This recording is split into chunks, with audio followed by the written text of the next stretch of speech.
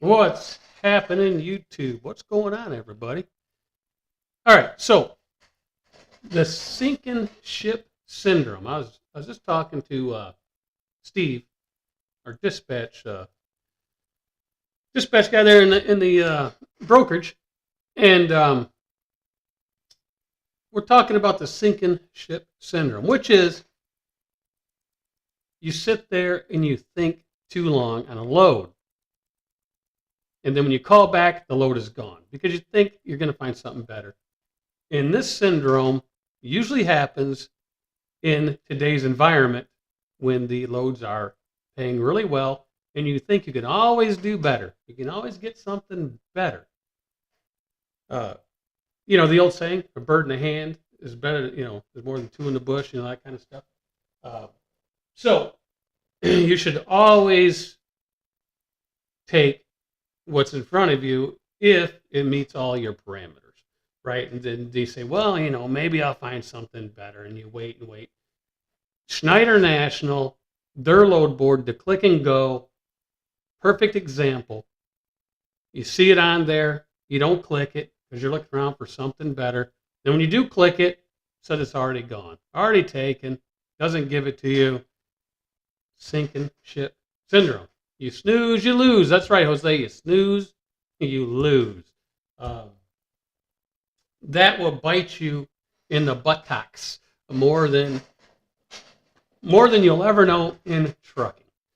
Now, I don't move for less than $4 a mile, John. You crack me up. Crack me up. $3.50 a mile, John. What are you talking about? $4 a mile, you don't move. Well, you know what? When the freight market starts to sink, that $4 a mile will go down to $2 a mile. Believe me, it will happen. We don't know when, but it will happen. It'll happen.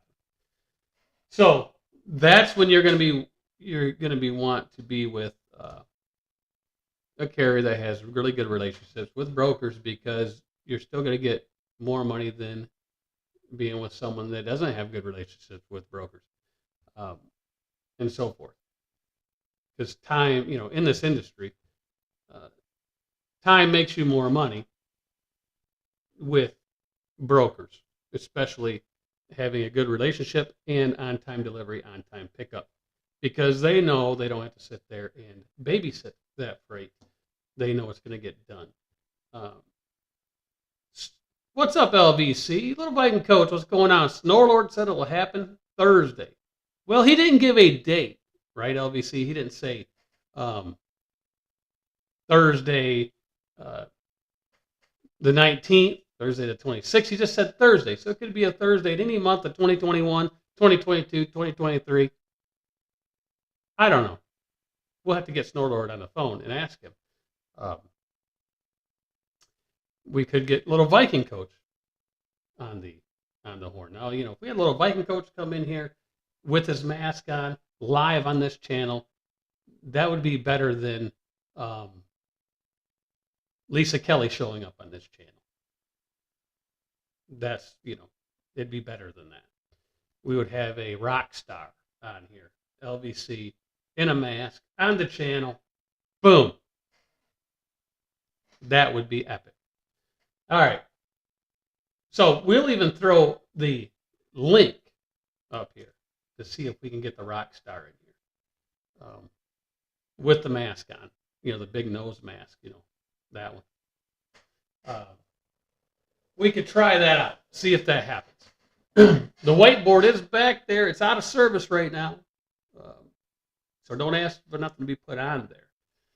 If people refuse to move cheap freight, then prices could stay up. Exactly, PJ. Now, the biggest thing is this. And I've always said it. Florida. Everybody complains about Florida freight, right? They all complain about it. Well, this is what you do. You haul nothing out of Florida. You deadhead up to Georgia, South Carolina, Kentucky, haul the higher dollar freight. And if you all leave it in Florida, then guess what they have to do in freight in Florida? Anybody guess? It doesn't take a rocket scientist. If everybody leaves it down there, what do you think goes to the freight in Florida? what happens? If no one hauls it, what happens? This is how you control the freight. See, brokers will try to tell you they control the freight. They control the rates. Absolutely not. The carrier has total control of the freight. 100% control of the rate of the freight. Because if the carriers don't move the freight, they got to raise the rate to get the carrier to move the freight. But in this industry, it's all about it's me syndrome. All about it's me syndrome. It would never go lower in Nevada trucking. That's false. If no one hauls it out of there, it's got to go up. They got to pay more and more to get someone to haul it. Right, Rich S. We control the prices. We are our worst enemy in this industry because everybody has a different rate per mile that they think they need to haul freight. If they own the truck, own the trailer, it's all paid for. They say, well, I can just run it for this price. That's why you see the vast price fluctuation across the country in this industry. Somebody is always going to move that freight. Most of the people would look at them and say, I wouldn't haul it for that, but somebody's going to do it. But if we all, that's the thing. They don't want everybody to stick together. Go all the way back to the Hoffa days, right? What happened when they tried to ban all the trucking companies together? What happened? They don't want that because then you control. Then you have control. So if the carriers just wouldn't haul it, the prices would go up and they would stay up because you'd say, well, it's got to pay X amount or it's not getting moved. It's not getting moved. So we're our worst enemy in this business. We're the ones that control the freight, the prices. Because if a lot of them haul it for cheaper, then they lower the price. That's why the moving average or the average that it shows on the DAT board and these other load boards means pretty much absolutely nothing. Because even though it says that, I ask for more and get more. So that price means nothing to me. For the new guys out there, it could be a starting point of negotiation until they learn negotiation. But how is that number controlled? Is that controlled by brokers only sending in certain rate cons? Because let's face it, they don't know what the price is of that freight moving across the country unless people turn in rate cons. Now, are they turning in the real rate con, or are they turning in a rate con that's been passed on, double brokered, triple brokered, quadruple brokered? Oh, wait a minute. Co-brokered. BS. Call BS on that terminology. It's double no matter what you say. Anytime a load is moved from one broker to another broker to co-broker, they're taking money out the top. That's double, triple, quadruple. I don't care what you call it. That's what it is. Because if they're helping to move, it shouldn't be lowered. They shouldn't get a piece of the pie of that, right? So call it what you will. But we're not here to fight about terminology. Just like if a carrier passes it to another carrier, that's co-carrying. We can make up our own terminology, can we not? They'll call it double brokering, but we could call it co-carrying, right? One trucking company helping another trucking company out. It's the same thing. Same thing. My prices depend on what kind of market it delivers in. Well, that's true, right? If you're going down to, a crappy market, then you need to get as much going in because you're not going to get it coming out. But if you leave it down there and you deadhead to a better paying area, then eventually they got to raise those rates to get you to take something out of there. They just can't have the freight sitting there on the dock. So they got to pay more money. But we're the ones that are setting the prices. We set the prices. The brokers don't set the prices. We set the prices. Because if we don't haul it, it doesn't get moved. See, that's what pisses off brokers. There's only one thing that matters in this equation. The tractor trailer. That is it. Without the tractor trailer, they have no business. Because the country don't move without the tractor trailer. People say, oh, there's railroad. How does it get from the railroad to the store? A truck. This country moves on the back of the American trucker. That's what it moves on. That's the only thing it moves on. We are the only people that can sit there and make rates do what they do. If they go down, it's our fault they go down because people are hauling it for dirt cheap. They don't know their worth. Should not, what's old Big Mac say? Should not matter if you own your truck and trailer. You should still charge like you are paying payments because you should be stacking money for future equipment, major hauls, etc. Exactly. Exactly. To go on about the rain. Without trucks, nothing gets moved. This country would go in the toilet because you'd be out of fuel, you'd be out of food, you'd be out of everything within, see, it used to be within 72 hours, 3 days. Now it's probably 1 or 2 days. There would be no food in the stores. There would be no cars being made. There would be no fuel at the fuel stops.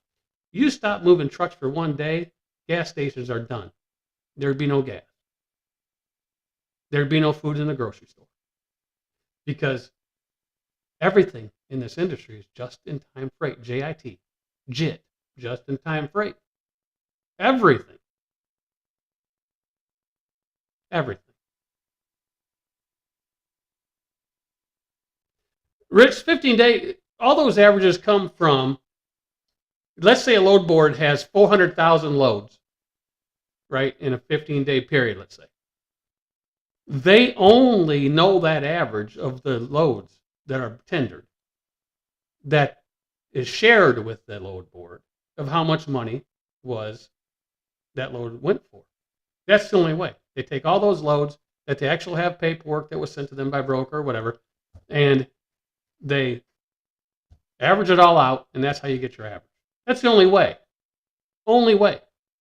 Because if John hauls a load 200 miles, let's say, for $1,500, and Big Mac hauls a load 400 miles for $1,600, unless those loads are turned in, they have no idea what the average of that lane is. Zero. Zero. None. None. Zero. There is no place out there where you can go, okay, what's this running lane? Yes, there's programs, but that's over, a certain amount of time that will give an idea what that pays. But no one really knows because you got to factor in all kinds of things. You got to factor in supply and demand. Is there a national crisis going on? All this good stuff. The only way they get an average is by data. How do they get the data? Turned in rate cons. Now, is it skewed? Of course it's skewed because it might not be the real rate. That rate con turned in might be the rate con turned in after it's been double, triple, quadruple broker down, and that last broker turns it in, and it shows that rate, not the actual rate that it was moved for. That's it. Now, could it be a false number? Of course. If all the shippers turn in because they want lower rates, they could turn in these rate cons to these boards and say, oh, it actually paid $1,000 less. And then they're getting the numbers off of that, which would lower that average. Would it not lower the average? And they're trying to drive down prices? Do you think places would do that? Do you think in this country people could, throw out false information to the load boards to try to drive down prices because they know the owner-operator, most of them out there, don't know what to charge, and they're just going off of averages. That's why they got it there, folks. Why else would they put a 15-day average? Think about it. Why else would they put a 15-day average? Because they could lower that and drive rates down, would they not? Because most guys, they look at that. If you see everybody on YouTube, what do they talk about? 15-day average. Boy, I'm getting that. What makes that the average? So you're letting somebody else dictate for what you're running for. Are you not? If that's what you're basing your number on, You got to base your number on your own self-worth, which should always be higher than the 15-day average that they put on there. Same thing they do with gold and silver. Exactly, little Viking coach. Exactly. It's the same manipulation as the stock market. Same manipulation as the stock market, the Forex market, whatever. The precious metals market, the crypto market. They're driving it the way they want to drive it. To do what? Steal your money. Take your money. Line their pockets with it. It's been that way forever. Forever. Right. Holy City Freight. 50 average is older than the 15 days. Exactly. Who wants to be average? I'm not average, so don't think you can pay me like average. Exactly, RN. Exactly. They say, why do you want to do that? Hey, what do we got in here? Let's see. Let's add somebody in here. I don't know. Who do we got in here? What's going on? What is happening? How you doing, Sandman? What's going on? Yeah, don't those 15-day, 14-day averages, those come from the partnered factoring company for like that, it would be what's the big factoring company that's connected to them? Triumph. And 1, 2, 3 board is Thunder. Right. And they and those factoring companies share that data with their partnered load boards. And so, like you said about Schneider, right? So Schneider will sometimes they'll post it on their own board, or they might post it on the DAT, but they might also quote unquote co-broker, right? I agree with you on that, but we'll just leave it as co-brokered, right? Right. That might get stepped on twice before it gets to me when I carry that load for them, right? I've carried a Schneider load that I booked on Uber. Right. So that number is not even the right number. That 15-day average should be way higher than that. If it says it's $237 a mile, it's probably $350 a mile. Right. And so we need to learn what that, so even, okay, I've been hauling the same load over the last 3 months. I've hauled it 4 times over the last 3 months, going from my home area down into to LA, right? Right. I just ran it down there, and I had that broker offer me almost $1,000 less than I've ran it before. But and I got him all the way up to $100 less than I've ran it before. Right. But those brokers are laughing at truck drivers all the way to the bank, because they know that if they're using that 1, 2, 3 truck stop, it doesn't matter what load board they're using. They know that a lot of these guys look at that 15-day average and they're laughing because they're like, that's nowhere close. Right. Right. Yeah. And so one thing I've learned is know your lanes. Know what your lanes pay. And you don't even have to look at Detroit to Indianapolis and know what that pays, but know what Michigan to Indiana pays. Right. But see, Tire Killer says, but wouldn't the factoring company make more money if the rate was higher? Yes, they would, but the factoring companies don't know what the rate is. All they know is what's coming in on the rate cons. Now, if, like Sandman was saying, if Schneider takes that load at $8 a mile and they broker it to Uber Freight for $5 a mile, and then they put it on their board for $4 a mile, then the average rate for that lane is going to be $4 a mile, not $8. Right. And the factory company doesn't know that it was that's exactly $8. What we're talking about. Right, because the factory company is going to assume... no idea. They don't... Yeah, they never see that. They never see that original number that the shipper paid. All they see is what the truck moved it for. Right. So let's say it was $8 at 1,000 miles. It was $8,000 for the load. Uber's got it for $4,000. The factoring company is going to pay Uber right? Uber's going to pay the factoring company $4,000. Schneider's going to charge the customer $8,000, and they're going to send $4,000 to Uber, right? Yep. Yep. You know, or if Uber got it for $6,000, they charge Yeah, $4,000. it might be, It just goes way down. I was going to say, yeah, I was going to say 5, right? So Right. Uber gets 5, the driver got 4, and Schneider got 8. 8, right?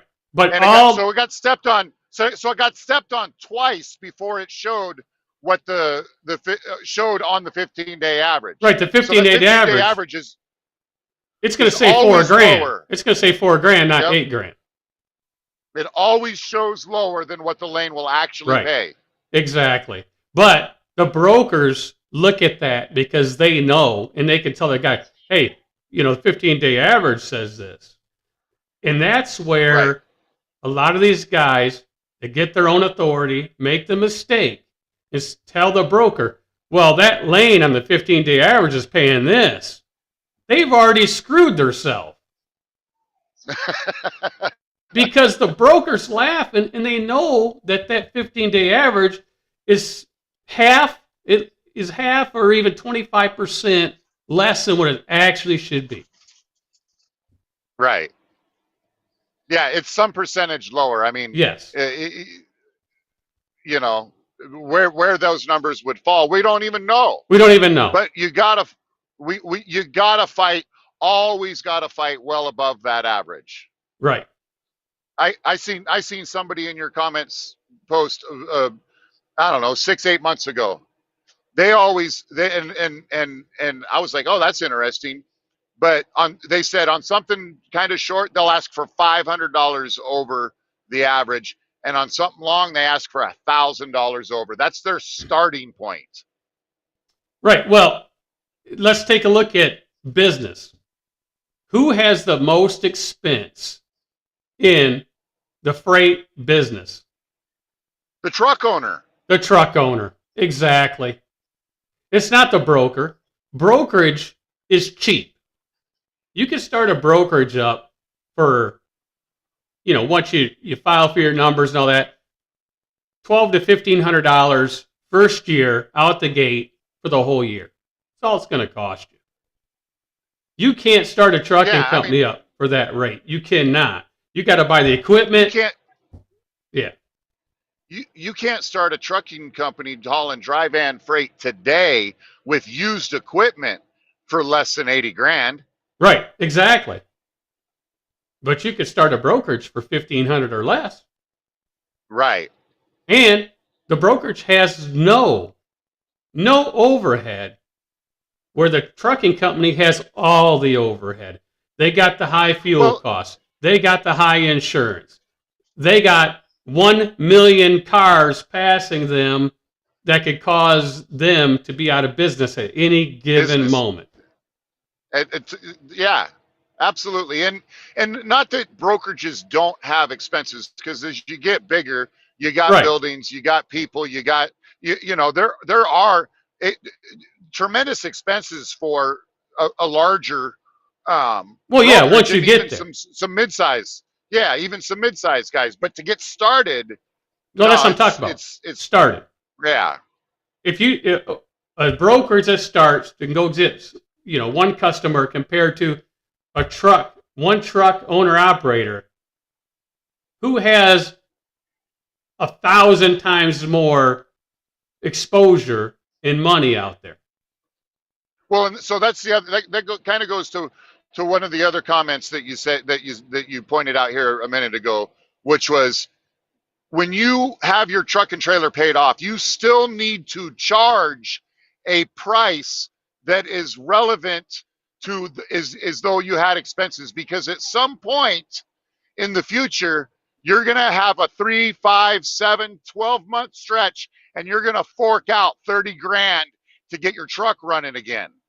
Well, you got to keep charging like you have new equipment. Right. Because a new truck or a used truck doesn't cost any, the cost per mile is not any different over time. Any different. That's right. That used truck that everybody says, oh, get it paid off, just keep fixing it, cost you the same amount of money as a brand new truck. My Because paid off T680 and utility trailer, I'm gonna have a cracker. me the same as the Dean's W900 and Wabash, brand new Wabash trailer. Right, because the maintenance. The maintenance over the last year. Right, the maintenance is going to catch up to you eventually. Now, where I beat him is in fuel mileage. Right. Right? But just in base costs, they're the same. Right. I might get them by a few $100 here and there. But it's totally negatable. You know, I mean, it's basically the same. I mean, you might beat them. I might beat them by $3,000 1 month and lose by 2,600 the next. Eventually, you got to replace that equipment. And what I mean by replacing is you either got to buy a new truck, another used truck, or you got to buy new engines, new transmissions, new rear ends, and so forth. And suspension and tires. And electrical problems, right? You got to fix the harnesses. It's all money. Yep. And if you keep running the used truck that's paid off and you're not reinvesting in that equipment will leave you stranded at some point. Hey, 5 miles, make sure you take the entrance. Hey, you know me. You know me. You know I'm going to miss my turn. That almost sounded like the dean telling where you to turn. You know I'm going to miss my turn. I always do. Robert's going to buy a freight shaker. All right. Look, it doesn't matter what truck you buy. They're all the same now. It doesn't matter if it's Kenworth, Peterbilt, Freightliner, Volvo, Mack, you name it. They all have problems. They're all made cheap. And they all fall apart. Well, it goes back to when I was just a little teenager, and a friend of my dad, we were working on a car in the driveway, had it all tore apart, whining and complaining about how much it was costing, and he's like, don't you know the 3T rule? I'm like, what, the 3T rule? What are you talking about? He's like, if it's got tits or tires, it's going to cause you trouble. Wait a minute.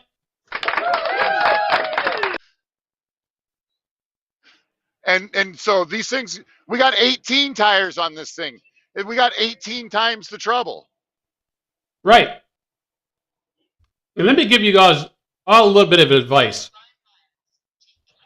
Never run recaps. They save you nothing. They cost you more. No, there's no cost savings in that. None. I'd much rather have the reliability of a good name brand tire, you know. And besides that, it's your life. Right. You look at Robertson. Heck no, I like my truck.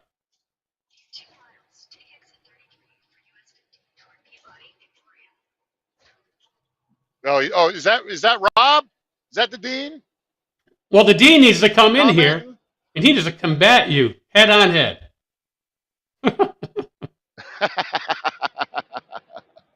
Freight Shaker Classic says they're all cheap, but if I had to go brand new, I'd go one of these International LT with the Cutmans in them. It's been the most reliable truck. They do have one of the best warranties. I'll give them that. That is a dean. I don't know. He's too afraid to come on here and show his face. Get on here, you little chicken weenie. Get on here, Delta Dean. We'll call him Delta Dean. What's going on, man? What's happening, Dean? There he is. Man? What's going happening, on, baby? guys? Yeah, we're just chilling. You looks like you've been golfing. Yeah, a little bit. Good. He's got that wind blowing look. He's all kicked back. Yeah, we're just chilling right now. We're watching the news, man. There's all kinds of stuff going on. Well, I don't even have to see. That looks like Afghanistan. Is that Afghanistan? Yes, sir. Yeah, how did I know that? But that looks like Afghanistan, and it just shows you. I don't care.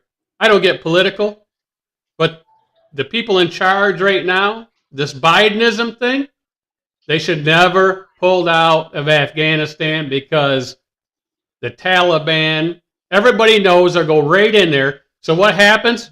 We're sending troops back. What a waste of money. Right. They should stay there because that area of the country will never change. That area. Hey, That place has been at war for 200 years. Right. You're not going to beat any war that's based on biblical. You're not. well, listen. You guys were talking about trucks, new trucks. Yeah, new trucks, baby. I've had major issues. I had my I had all kinds of stuff in the last month, and I haven't done anything. My SCR went bad, def tank, temperature sensor But wait. valve went bad. You name it, and I'm here to tell you that the warranty did not cover it. What? Wait a minute. Isn't that the top of the line, big boy, cowboy boot wearing, long hooded semi truck, the W900? I've been off a month, and I just got my truck back yesterday. It's been in the shop for 3.5 weeks. I didn't really have an issue getting parts. I mean, there was 5 days to get the sensors. That's not too bad. But here's what I'll share with people, because this might help them. If you have a truck, I don't care new or used, if you have any type of warranty on it, and they say, "Hey, sir, sorry, it's not covered under warranty," you have to go to bat for yourself. You have to. So just tell the dealer, look, Absolutely. you got to help me. Absolutely. Always. Yeah. And so honestly, it worked out right now. I don't know if I got lucky or what, but look, they helped me out with 50% with parts and 60% labor, or maybe the 50 and 60 where maybe I transposed those. But in either case, just go to bat for yourself. Look, it saved me over $2,300 just by speaking up. So whether you have a new truck, you just do yourself a favor and fight for every penny, because they're going to. And there's nothing wrong with asking for some help, right? Whether you need it or not, why give them? I mean, they have more money than anybody, so ask for the help. Yeah. Well, I want to thank Big Mac, the Sandman, the Dean, because they were here in 2020, and we got the Platinum Safety Award. So thank you guys, because you guys are part of it. Awesome. No, thank you. But congratulations on that, Jeff. I appreciate it. All the contractors that were here and still here, everybody put in, it's everybody's award, right? Everybody can feel good about that. Everybody kept their trucks up, tip-top condition, and that's what it's all about.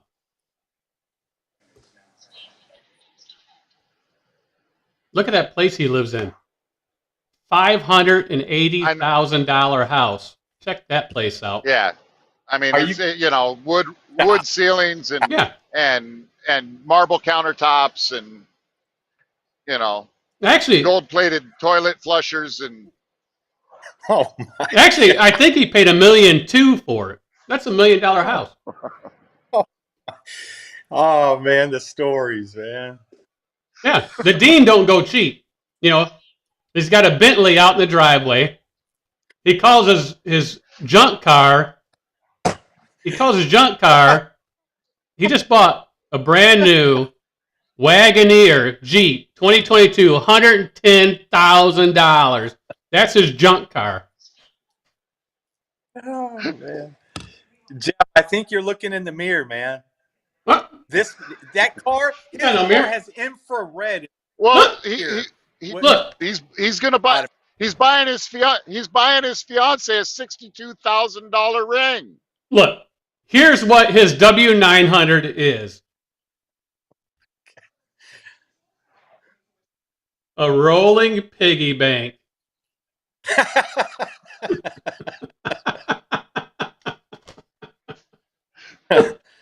You know, Oh, sorry. landline. Are you kidding me? They're saying that we make so much money, we're a rolling piggy bank. These people are crazy. They're out of their mind.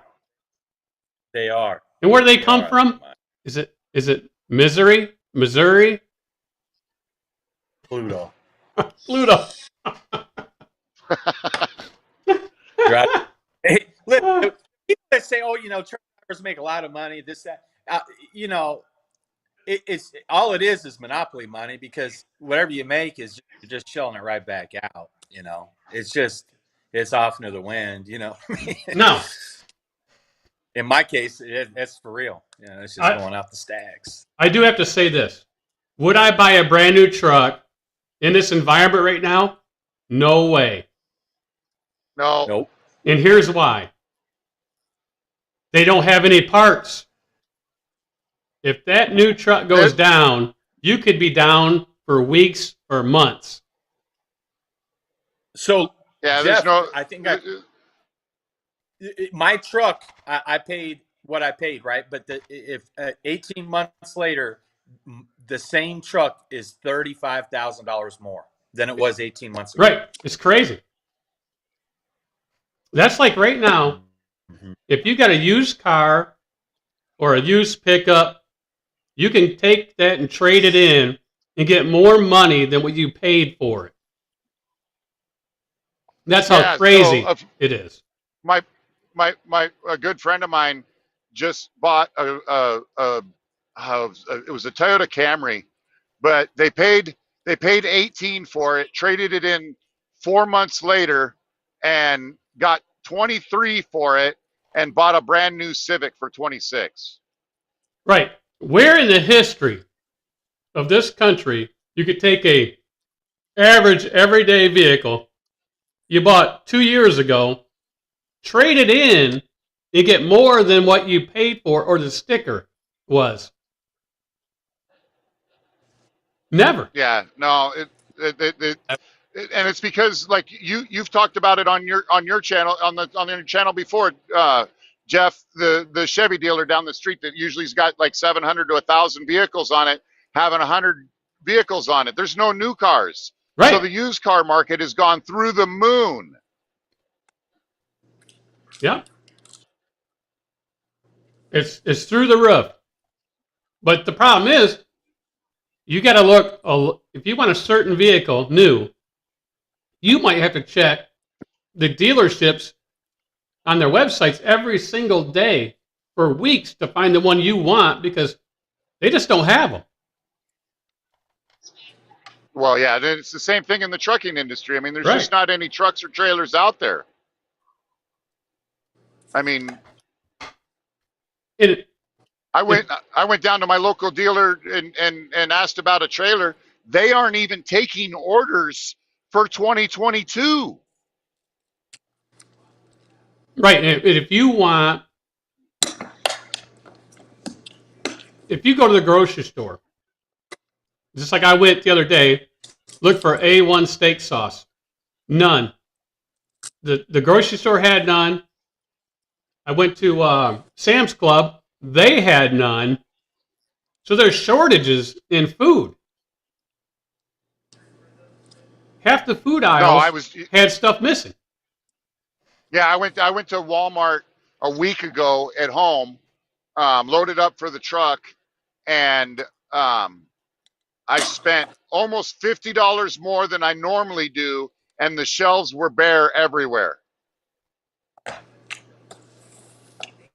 So There was people need half to the amount of the normal food in there. people need to wake up.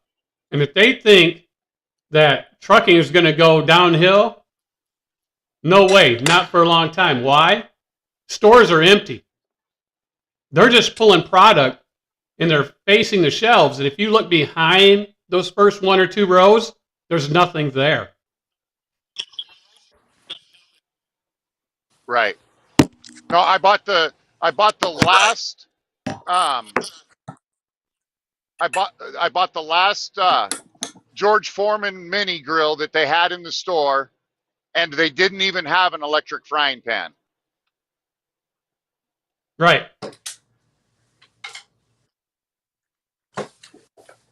I mean, you take a look at Chevrolet.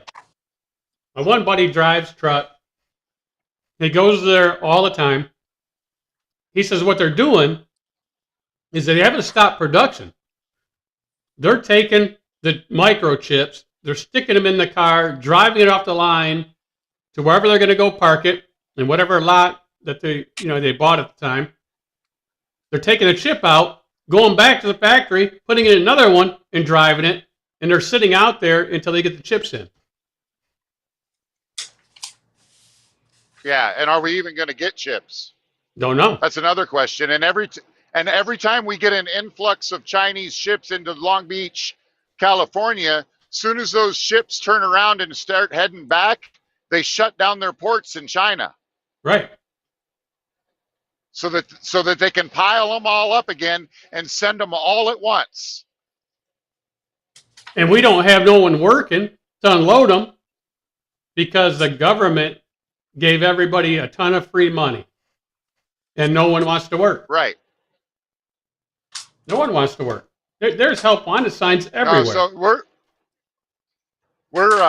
everywhere. It doesn't matter where you go, and people are. I walked into a truck stop the other day, and they were offering $1,000 sign-on bonus, plus $16 or $17 an hour. Right. And you got Subway, McDonald's, everybody advertising 14, 15, 16 bucks an hour. It's crazy.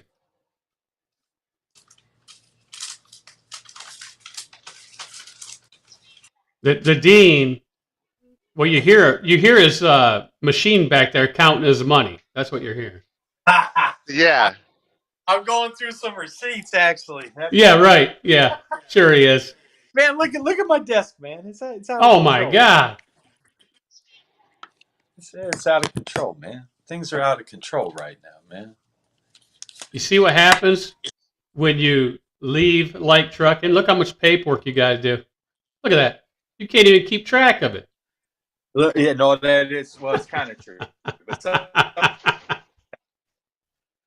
yeah, it's kind of Well, bad. no, yeah, Nevada, you're right. You can get on a list, but they're not taking orders. Like you can't put $10,000 on the table and say I want a trailer next year.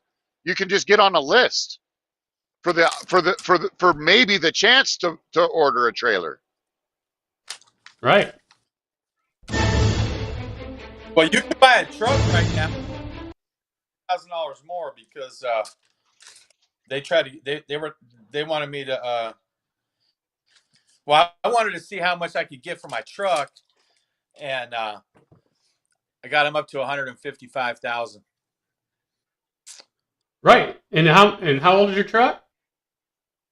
18 months, 162,000. So their cash price. I mean, they said, "Look, we'll have you a check in 5 days, $155,000 right now." Right. In 3 years ago, before COVID, or a couple years ago, they would never offer you that kind of money. Never. No, you'd have been lucky to get 100 out of it because Right. they'd have sold it for 100. Right. You need more glasses. I mean, you can't even see your receipts. You're lifting your glasses up, doing all kind of stuff. Come on, Man, come on, military man. getting Come on. sucks, man. Come on, bifocals, Getting baby. old. Get transitions. Well, I do. I have the bifocals, but I mean, sometimes the way the light hits, I need help. Maybe Look. buy a mag. You need these. These are transitions. I don't have to hold it at different angles. Let me show you what you were doing. I have the line down here. I mean, there's no line, but yeah, it's supposed to work. But here's what you were doing. Here's what you're doing. Jeff, you forgot he's blind without them. Look, here's what he was doing. Here's what he was doing. Sandman, here's what he was doing. Look. I can barely see. I can't really look, but I get the gist, man. I get the gist, man. He's blind. He's got to find just the right light. He's got to find just the right light. Don't give him glossy paper because he won't be able to read it. That's right. True. Man, you must have the same problem, Sam, man. That's why he's not showing himself on the tube. No. Man. Yeah, let's try. I haven't here in a long time. I'm afraid to, man. This is get old, man. My daughters tell me all the time, Dad, you got all kinds of gray hair. Oh well, such is life, man. That's just hey, that's you know just, what? That's just wisdom. That's just wisdom. That's proof you got some wisdom. Well, that's what my daughter said that the teacher told her. But you know what's sad? So I got COVID. I got COVID 2 weeks ago, and my daughter got it too because they were here. So can you believe? Isn't that sad? My only one daughter got it, but my oldest didn't get it. But yeah, my youngest. Oh, she got it. She was just asymptomatic. No, she tested positive. Yeah. Well, me and my daughter both tested positive for COVID. Yeah. And the other one tested negative? My oldest tested negative. Yeah. And so check this out. My youngest got retested on Wednesday, which was 8 days since she was tested the first time, and she still has it. But if you go on there and do the research, you can test positive for 3-4 months. Let me ask you a question, Dean. Yeah. If you knew the jab would lessen the symptoms in half, would you have got the jab? So, yeah, I probably would have, honestly. I probably would have. Because I'll tell you what, it was, so, when you get the flu, you have the aches and pains, but this was something serious, man. I mean, I was playing golf it was a Sunday, and I didn't know what was wrong. I thought maybe I pulled a muscle or something, but no, I was sick. I had COVID. And, but I think what takes people out is it's not the severity of the COVID. I mean, it's kind of bad. Like I had a sore throat that was out of this world, but, it was, the duration. It just doesn't let up. It doesn't, in 3-4 days, you don't feel better. I felt worse. And so, yeah, it's a good 10 days. So what happens is misery. If a person isn't healthy and has a lot of underlying problems and they don't exercise, they don't eat right, that's where it can take its toll on people, is because their immune system can't fight it. Yep. I agree. It's not that it's that bad, but I'll tell you, I had a hell of a fever. I was at almost like 103.7 or something. I mean, it was pretty bad. Yeah, it wasn't fun. No, all I want to know is, I'm going to get the jab. Sandman, when you getting the jab, we'll go do it to you. I ain't never getting the jab. We'll hold hands and sing Kumbaya. No, and you got, according to a lot of research out there, you now have 5-year immunity to it. 5 year? It's not even been around. I've heard you got what is it, 3 months, 3 months but stop. it starts going away is what I heard. I don't know. I need to get an antibody So test.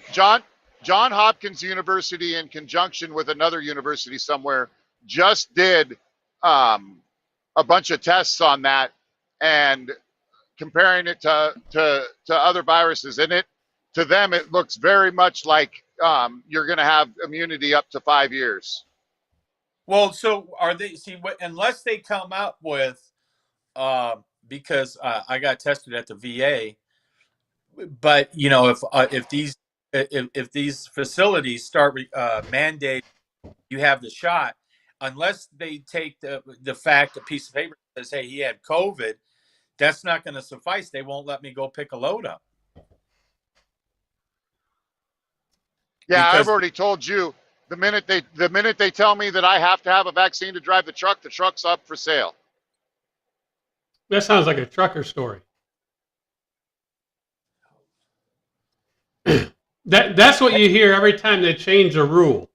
You have a bunch of guys say, I'm done. I'm selling everything.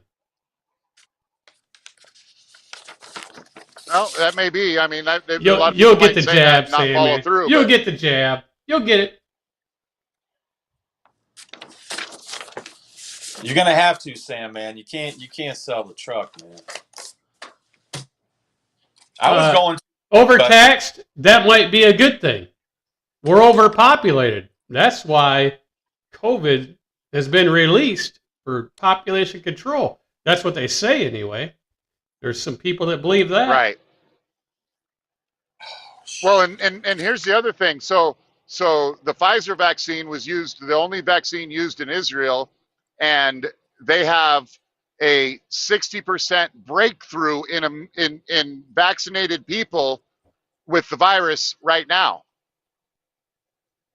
But And 40% of those are hospitalized. if you look at the numbers, Sam, man, they don't talk about the Johnson & Johnson shot because it's not the RNA technology, the mRNA, what do they want to call it? Right. It's based on the DNA technology of the flu shot. You don't hear nothing about that. Right? You don't hear nothing about it. And maybe it's better. Maybe they don't talk about it because these other ones, they want to keep giving boosters, and if it causes you to not be get it, then they're still making all that money in the pharmaceutical. Well, yeah, and pharmaceuticals have been losing millions and millions of dollars every year for the last decade. And the 2021 was the first year that, or 2020, late 2020, early 2021 is the first time they've ever showed a quarterly profit in the last 10 years. Everything governments do around the world evolves around one thing. Well, two things. Power and money. That's what, yeah, I was going to say money and power. Money and power. And anybody that don't think that they wouldn't develop something and release it into the population, you're crazy. Right. Look what they do to the military. They use them as guinea pigs, right? They'll stick you with all kinds of vaccinations. and you don't have a choice. You just stand in line, and they get those two people. You just walk right through the gauntlet. That's like the anthrax shot. Came about in Desert Shield before Desert Storm, and you had no choice. It was never tested, and they gave it to you. You had no choice. You know, they brought you in, walked you through the tent. Of course, they had you sign, that it was, you're not supposed to tell nobody and all this good stuff, back in the day. But all that is done and over with, right? So I would like to know the numbers of all the service members that served during that first conflict, in that first war, how many are still alive today because they just released that they're going to do claims, disability claims, for the airborne pollutants that were over there, the particulate matter in the air, they call it. You know, now they come out and say that, what, 20 years later? Right. I don't know. That's no, they use the military. Did you hear that report that came out the other day? Fauci's killing all those beagles, all those dogs for testing, and PETA came out and said, yeah, but they've known for years. It's uh, they've known for years that all those tests they do on all those dogs for all this medication, it doesn't work, and it'll never be used in humans. But yet they spend, I don't know what the number was, 20 million a year or some 40 million a year or whatever it is, killing all these dogs. It's terrible. Right. Well, I don't know. you know, I don't know, Jeff. I don't want to, get you in trouble with YouTube, but I mean, the Fauci emails prove where this came from. Rand Paul said it on the Senate floor. Well, if you have any type of intelligence and you read everything out there, not just one side, read all of it, you could tell where it come from. Right.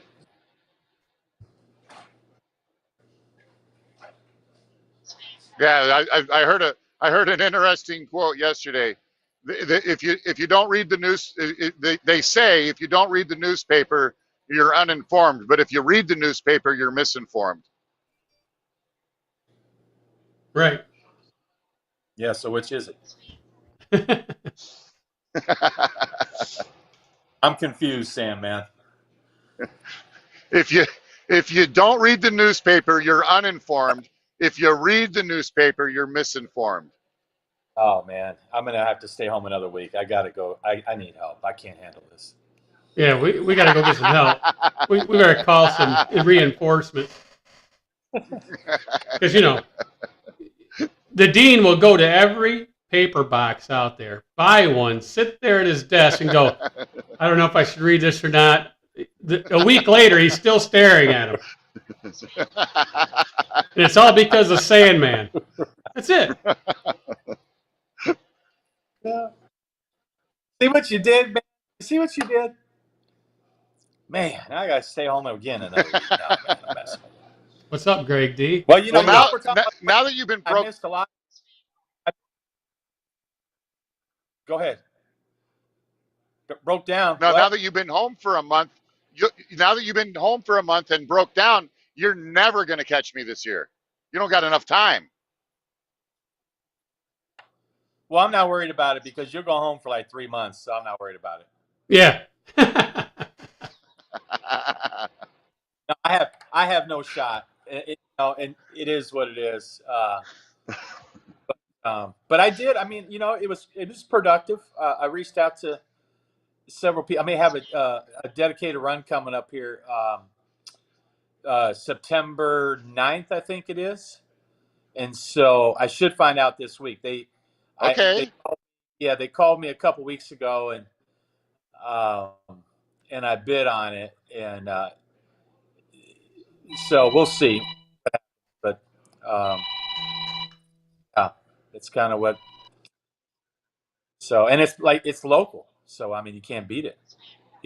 Does that and so is it a straight through run kind of deal where you can just keep running it every day, or Yep. is it something out a little bit with a backhaul? No, so it's just Kansas City to Joplin. Yep. Oh, and then deadhead back and grab another one? Yep. Yeah, and That'd be sweet. Man, I didn't know, because you and I've talked about that. I came in late, so I got the conversation you and Jeff were having. I came in late, but we've had this conversation before about the 2-week average, the 30-day average. You know, like who knows, and we'll never know. So you know, when you bid on a lane like Yeah, that, yeah. The 2-week average. yeah. So how do you know what to bid, right? So like I looked at all the sources that we have, and the interesting thing was when they called Sure. me, I said, how close was I? And they said, well, you were just under by $5. So if I'd have bid $20 more or $10 more, I wouldn't have got it. So, and it's I Right. bid high where I can go down and back. So we'll see. We'll see what happens. That that's what I was just going to say. Is I I know you pretty well, and you looked at all those numbers, and you went over it, and that was your number. Yeah, I mean, I went pretty high, but I didn't go as high as I would have went if it was just like a 1-day run. You know what I mean? Because the consistency. I thought, well, if I can do it every day and still get a decent rate, we'll see what happens. But yeah, so I don't know. I mean, they did call me. I got it, but they were still working on their end. So I don't know. I don't know. We'll find out. But yeah, man, it's chilling, Yeah. dude. Yeah, man. Godfather coming in. Yeah. Take cover. Take cover, Dean. I gotta watch out for the newspapers and magazines Sandman's throwing at me. Oh, yeah. Yeah. Yeah. You got to read all that stuff. Because, the Sandman's here. He probably missed his turn 3 times. That's what he always does. Yeah, well, that's why he's not on here. He's looking. He's looking on his phone, on his mapping to see where he's at. Yeah, right. Here, watch this. Let's see if we can do something here. Watch the screen.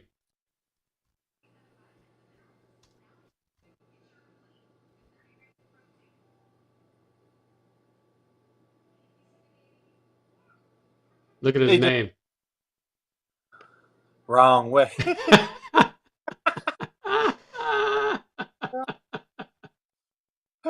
Wrong way, Sandman. Hey, do they still make the? I'm not. I'm not a. I don't use the GPS or anything. But do they still make that TomTom? You remember the TomTom? Yeah, do they? Still make? I don't know. I used to have a TomTom like 15 years ago. Man, I don't know if they do or not. Well, what's the best? If I buy one of those little GPSs, what's the best one to get? I just hate my windshield, man. I can't stand something in my windshield. I personally like the Garmin truck ones. The Garmin diesels. Garmin? I like those. Other people like the Rand McNally. But that Rand McNally lady on there that sits there and says, you're speeding and all that stuff. Oh, he's coming back in. He left to come back in, but he kept his name as Wrong Way. He didn't change his name. All right, cool. Wrong Way. You're live on the tubes. He's echoing. Oh, okay. He's echoing. Well, I lost service, so it couldn't buffer to catch up. Go ahead, Dean. Hey, Sandman, what's the best a GPS to buy? I'm thinking about buying one. I don't know. I've heard bad about both Garmin and Rand McNally. I have the Rand McNally, and I like it. All right. Yeah, it's a toss-up between Rand McNally and Garmin Diesel. They both work well. It just depends on how it operates in the features. Some people like how the Garmin's set up. Some people like how the Rand McNally's set up. And it's personal preference. Yeah, I run the little 5-inch Rand McNally, and I like it, but I follow Google unless it diverges from the trucking navigation, and then I'll follow trucking navigation. The Dean has a beer and nachos. He's eating nachos and drinking beer. The Dean. Man, get out of here. I don't drink. Oh, Dude, look at Arizona green tea. that. That's it, baby. That's all we.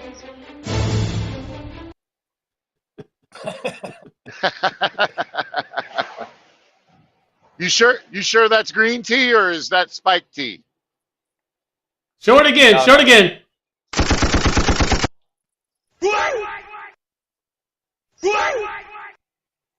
Trying to get the camera. There we go. Look at that. Arizona. Everybody got it right. Green tea with ginseng.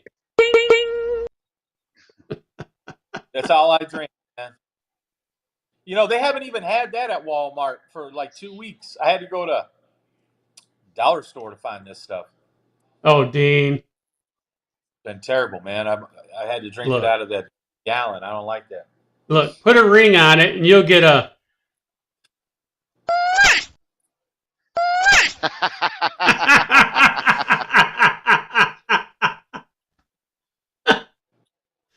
Hey, listen, I need some now. I mean, holy crap. He needs a... Man, that's what they. Hey, look at when I was walking out of the dealer yesterday. I guarantee you, that's the sound that was going on. Promise you that. Right. Man, whew. I said, listen, I just paid for my part of my kid's college tuition today. You know, man. Well, you sure didn't do it in trucking. So what'd you do? Sell something? No, I had to pay. They were whipping the crap out of me. No way. JP Morgan Chase is what's paying for that. Yep. That's right. You ain't kidding. They were laughing all the way to the bank, them colleges. But hey, Sandman, check this out. So I called Jeff after I left the dealer yesterday, and I said, "Hey, man, so remember when I said you got to, you got to stand up for yourself and ask for some help?" Well, when I walked back in there yesterday, I had sent a bunch of emails off, and anyway, I won't bore everybody, but so they said, "Hey, service manager would like to speak with you." So I walked back there, and they gave me a different labor rate. They're like, "Look, let's negotiate a rate here." So I thought that was, for the future. You know what I mean? And listen, that ends up working out great because, it's the same rate I could get probably anywhere else at a mom and pop place, within a few bucks. So I thought that was, but I've given them a lot of business there. So. Look, that's a great accomplishment to get Kenworth to do anything for you. Right. No, absolutely. And when you said that they gave you 50% off of your labor and 60% off of your parts, or it might have been the other way around. Well, yeah. They didn't lose money when they did that. No, of course not. They're just it's just moving numbers. You know what I mean? They're just moving numbers. They gave it to you at their cost. They didn't pay for their building or their overhead, but they covered their expenses. Right. I mean, it probably paid for the mechanic's time, right? So that the pay. Right. The dean always speaks the truth. I don't know about I hope so. Well, and I just had my truck in for a service, and they broke the 2 electrical tabs that go to the bottom of the water separator filter. One's a heating element, and one's a water monitor. And they broke the electrical connections, and then they tried to charge me for it. And I'm like, no. Those tabs weren't broken when it came in, and I ain't paying for the part that you broke. You know what that sounds like to me, Sandman? Wow. You know what that sounds like to me? You must be driving a Kenworth T680. That's what it sounds like to me. That's a typical pack car industry. Man, Yeah, but that W900 has the exact same water separator on it. So, you Doesn't know. say much, does it? Oh, snap. No, but I told him, Well, I says, I ain't paying the labor on it. I said, I'll buy the part. The part was $17. I'll pay for the part, but you're going to eat the labor on that. Your mechanic did that. Yeah. And when you said that, Kenworth said this.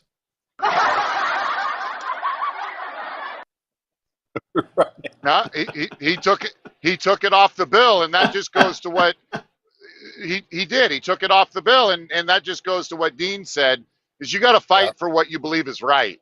That's right. listen, every dime you get, I mean, it's just, it's just, you just keep more of your money. Obviously, it's not breaking news. But listen, all these, you and I have had this conversation, Rich. What's the worst part out here on the road?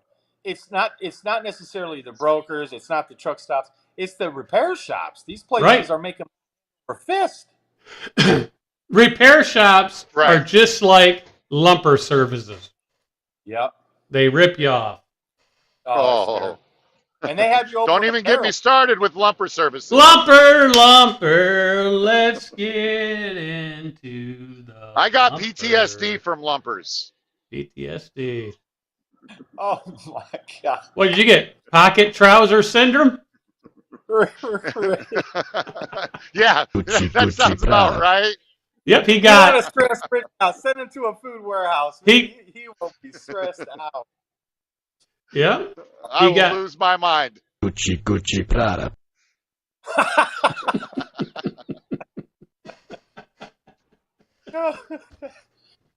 Man, food warehouse.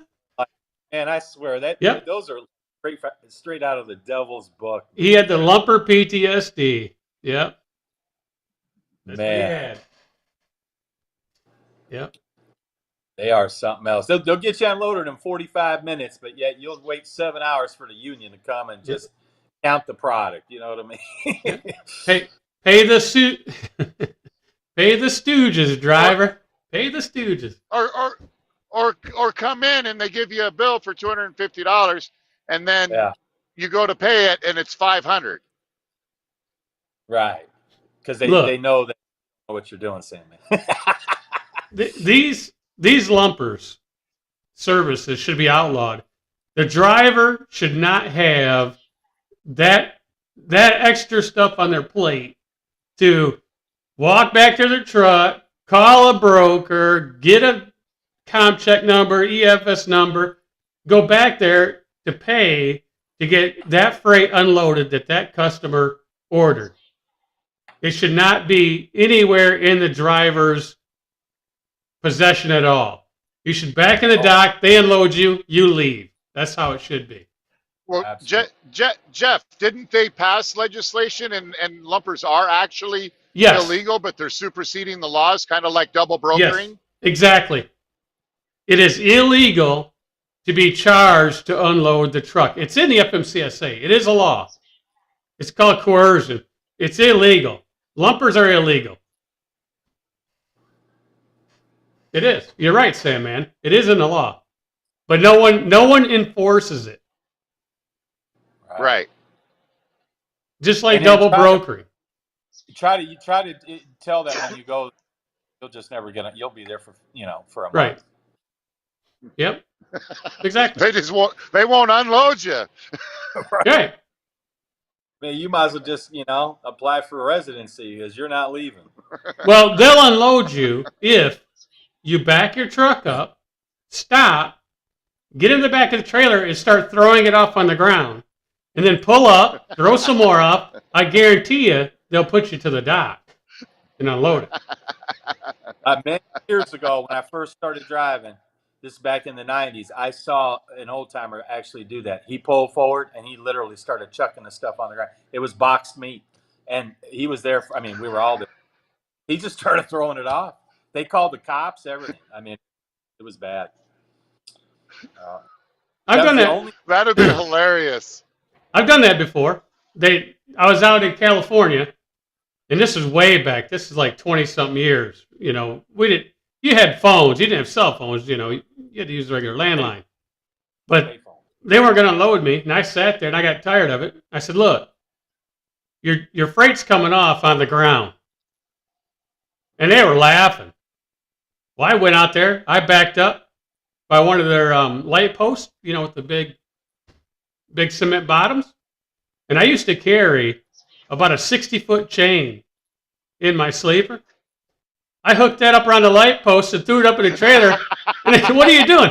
I said, "I'm going to hook it to the front of the pallet up there. I'm going to roll it through there, and I'm just going to drive off. You can keep my chain. But that stuff's coming out of the truck." And they did. They put me to a door, but they told me I couldn't come back there no more.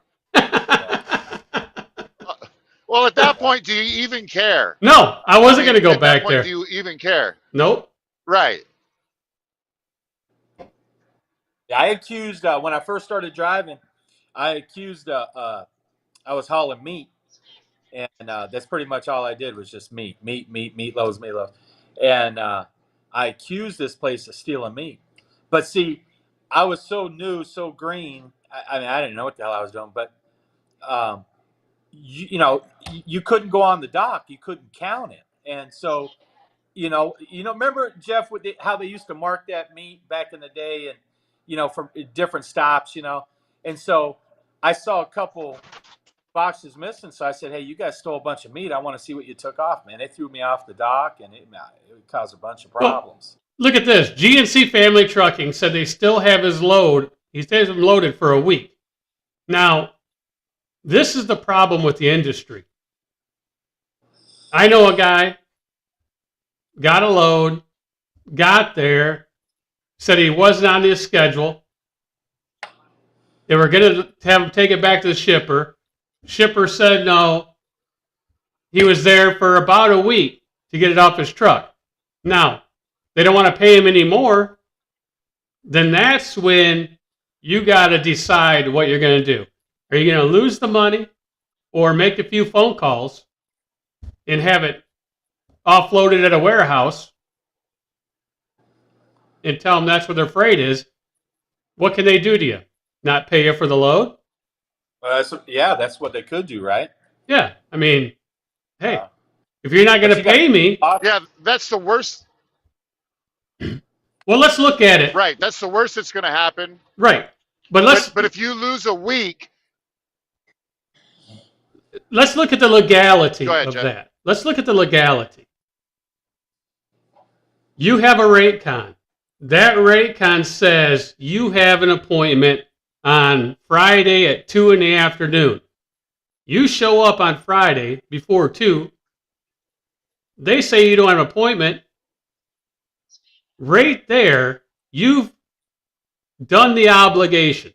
The broker's on the hook because obviously the broker didn't follow through with his stuff. Yeah, the broker's in violation of contract. Right. The broker is in violation of contract and holds all responsibility of any monetary value that you do with that load from that point on if you were going to take it, offload it at a forwarding warehouse.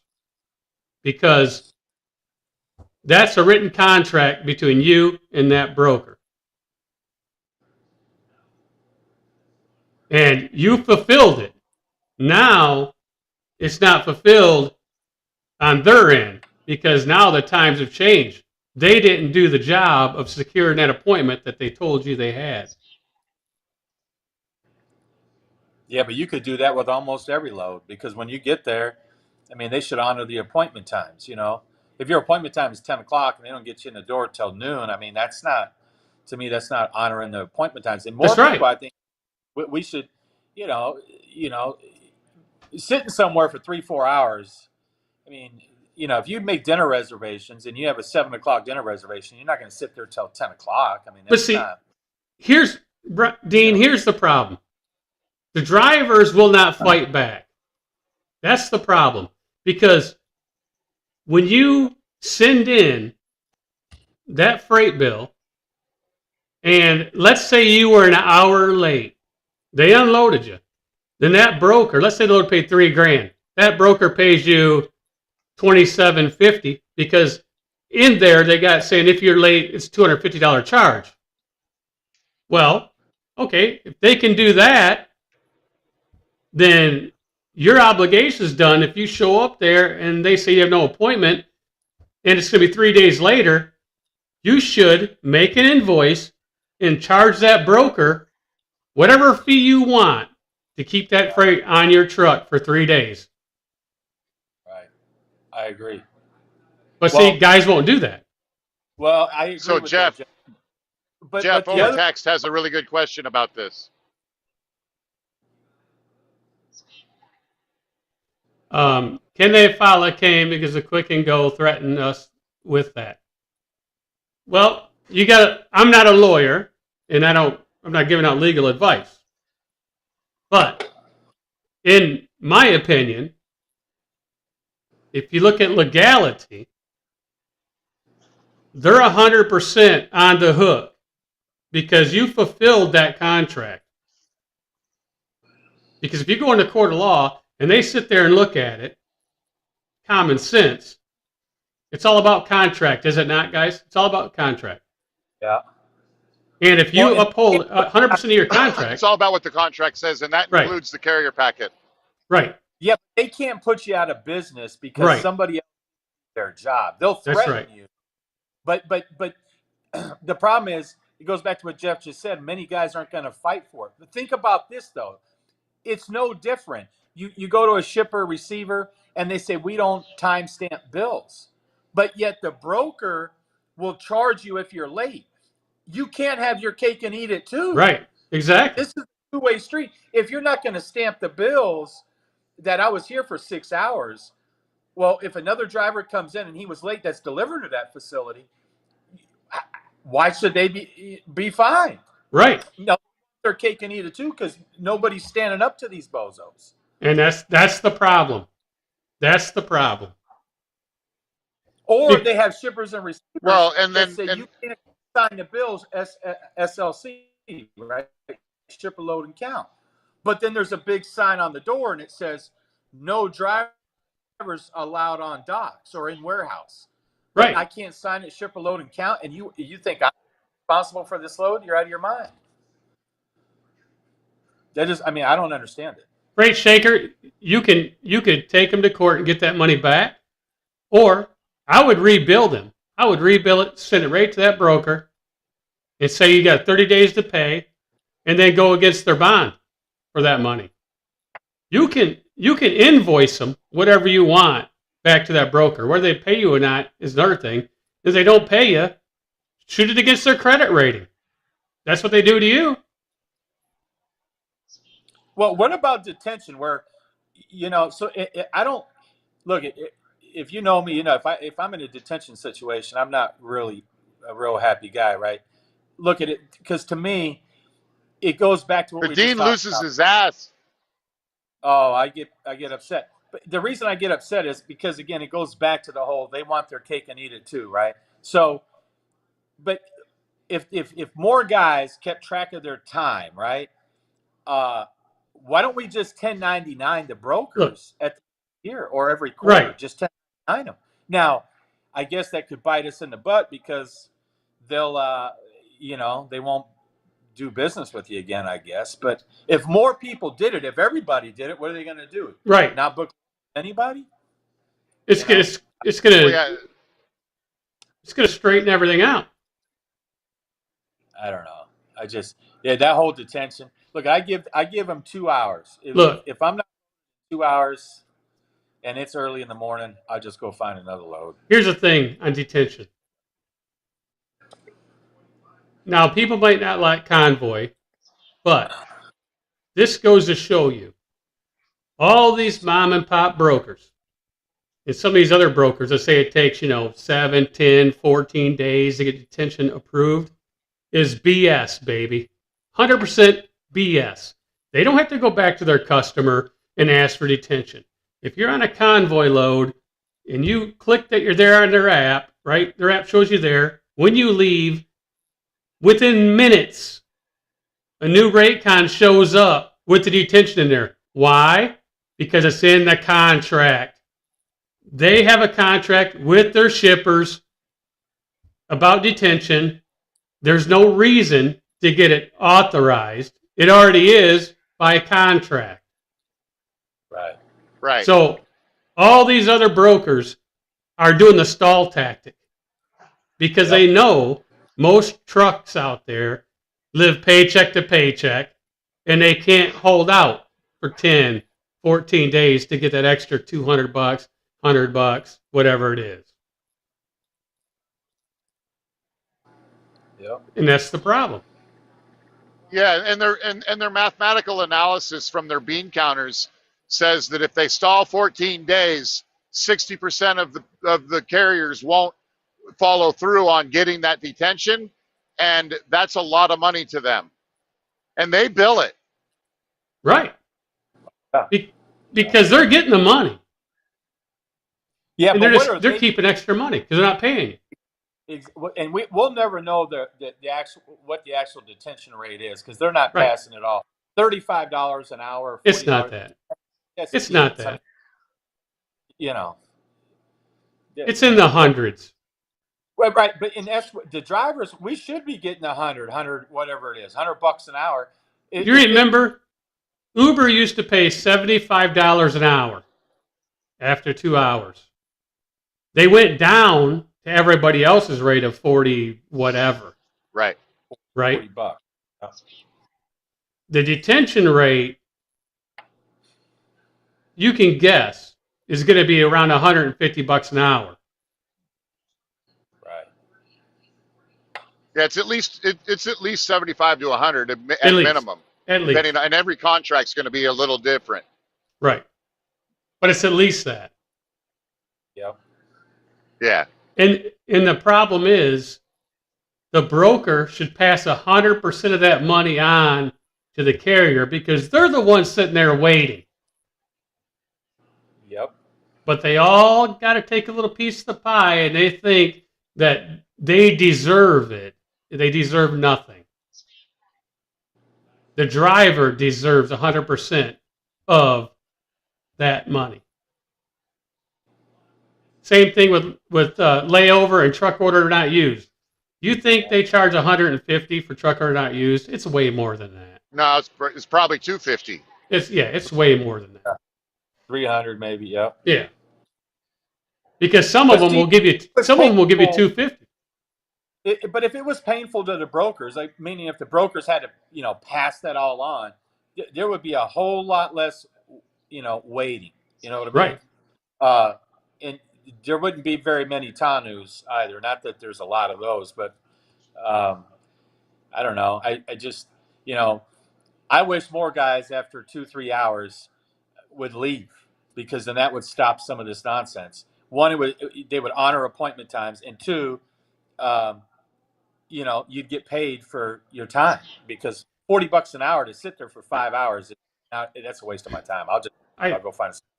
I said this all along.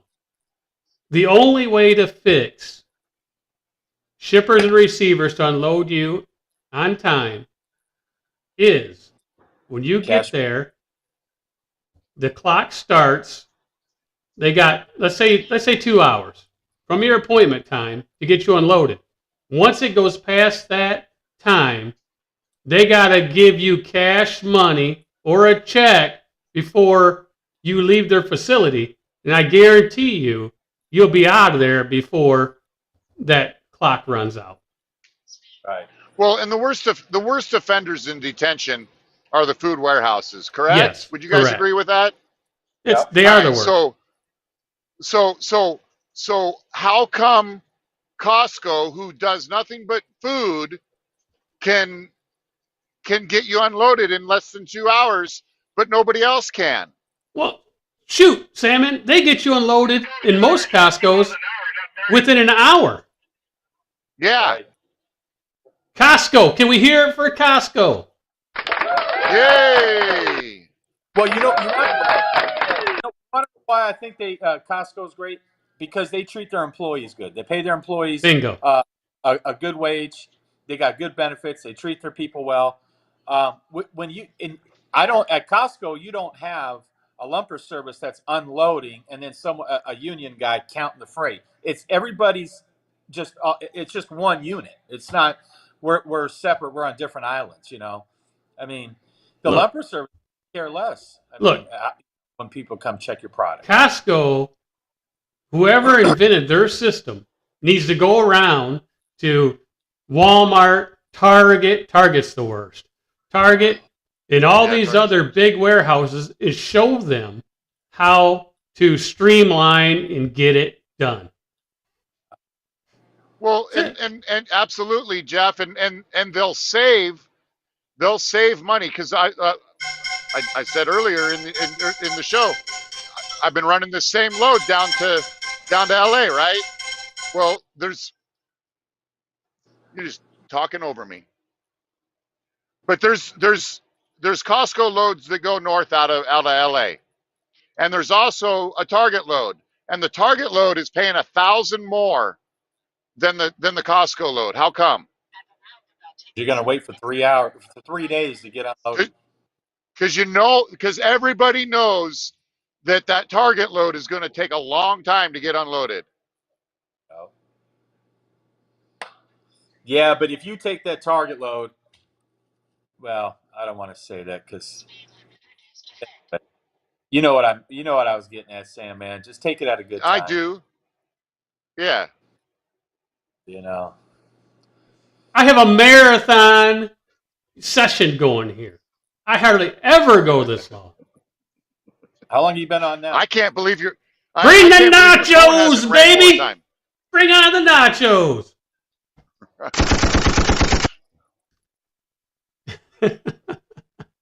I can't believe your phone hasn't rang 16 more times. It's only rang twice. It only rang twice. You know why? Because everybody's probably at home camping. I'm not camping.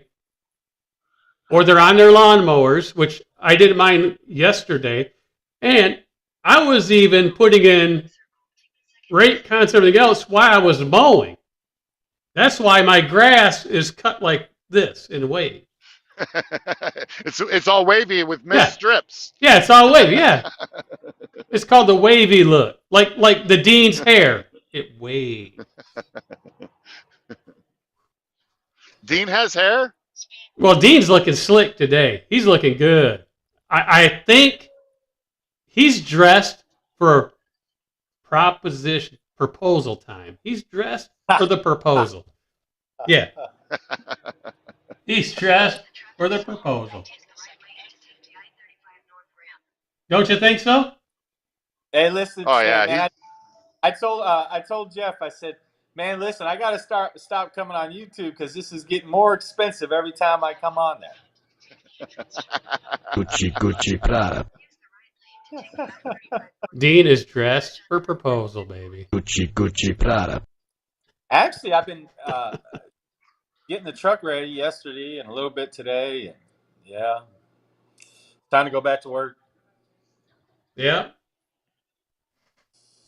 Anybody else want to join in this fun? What's that, Sam, man? Wait a minute. We got it. The Freight Shaker Classic XL says, "What are you doing with your international Jeff?" You know what? I'm not even going to answer that question. You know why? Because if you watch this channel, you would have known. Man, the international's been sold for a year. It's what you see. Sandman knew. If the you Dean held knew. on to that truck until this year, imagine how much money you could have got for that thing. Oh, I should have saved it, man. Oh, could have got double. Man, you could have bought another mansion or another $110,000 vehicle. Could have got double, man. You know why? Because it only had like 29,000 miles on it or something like that. Man, you know what? I should have sold the truck, and then if you would have had the international, I should have just bought that. But the young guy that got it is doing a great job over here, and the truck's made up a lot of money. It's doing well. You know? Yeah, that's good. That is good. Yep. Yeah, the shop is no bueno. I got 2 ELDs sitting up there, and it's a good thing I bought extra because you can't get them, right? No, they don't have chips for them. So one of Really? them I'm shipping out Monday, along with truck signs. The other one is available. I'm holding it for Greg, but he's having a hard time with SFI. So I have a trailer just sitting there. Just saying. I'm not going to say I have a spot open. I got a lot of applications. But if there's a owner operator watching this channel, has a good record, lives in the Midwest, right around here, preferably Michigan, Ohio, Indiana, you could be on here as early as Wednesday or Thursday if you wanted to. Just saying. What do you think of that, Sam, man? Well, I think that if anybody was looking for an opportunity, I mean, there's I don't know that there's another better 80/20 program out there than what you offer, Jeff. I mean, as time goes on, we're gonna tweak it a little bit, better and better. What that means, people will find out, in time. Right. Yeah. So as costs go down, other things are going to happen. Well, that's exciting stuff for you. Yeah, my insurance guy dropped this off. He likes little gadgets. He dropped this off to me.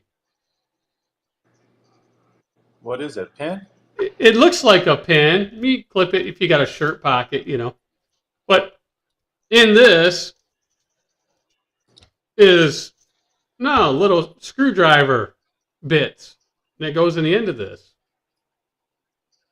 And it's metal. Oh, that's pretty snazzy. That's pretty good, isn't it? That's even better. Yeah. Yeah. I appreciate it, Larry. Thanks for giving it to me. Yeah.